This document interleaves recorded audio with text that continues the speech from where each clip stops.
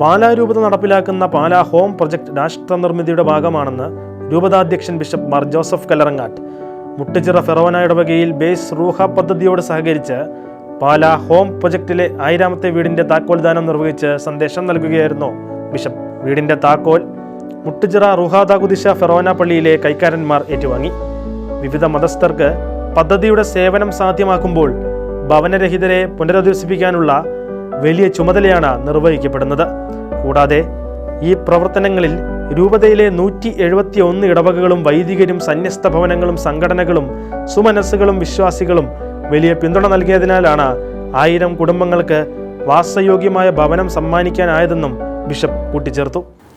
എനിക്ക് വലിയൊരു വിസ്മയമായിരുന്നു.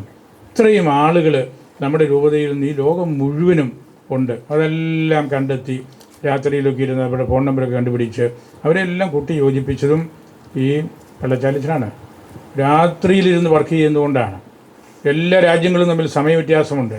അതൊന്നും വഹിക്കാതെ അധ്വാനിച്ചുകൊണ്ടാണ്. ആ അധ്വാനത്തിൻ്റെ ഫലമാണ് ഇവിടെ നമ്മൾ ഈ മുട്ടുചിറയിൽ ഇന്ന് ഈ ഹോം പാലായുടെ വെഞ്ചരിപ്പിലൂടെ നമ്മൾ കണ്ടത്. എനിക്ക് വലിയ സന്തോഷമായി. നല്ല കൂട്ടായ്മയുടെ ഒരു അന്തരീക്ഷം നിലനിർത്തുന്നു. അച്ഛൻ വന്നപ്പോൾ പിന്നെ അത് വളരെ കത്തിജ്വലിച്ച് നിൽക്കുന്നത് പോലെ മുട്ടുചിറയ്ക്ക് വരാനൊക്കെ ഒരു വലിയ രസമായിപ്പം ഉള്ളത് പറഞ്ഞാൽ ഞാനുള്ള സത്യം പറയുകയാണ്.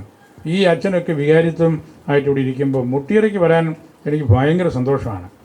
അതൊക്കെ നമ്മളിൽ ദൈവം തരുന്ന ഒരു അനുഭവമായിട്ടൂടെ ഞാൻ കരുതുകയാണ്. 5 വർഷ കാലയളവിൽ 1000 കുടുംബങ്ങൾക്ക് വാസയോഗ്യമായ ഭവനം സമ്മാനിക്കാൻ കഴിഞ്ഞുവെന്നതാണ് ഹോം പ്രൊജക്ടിന്റെ തിളക്കം.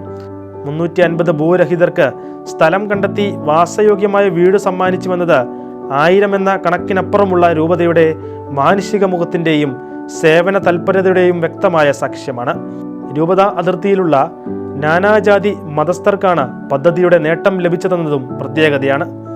2018 ഡിസംബർ 19 പാലാ രൂപത ബൈബിൾ കൺവെൻഷനിലായിരുന്നു പദ്ധതിയുടെ പ്രഖ്യാപനം.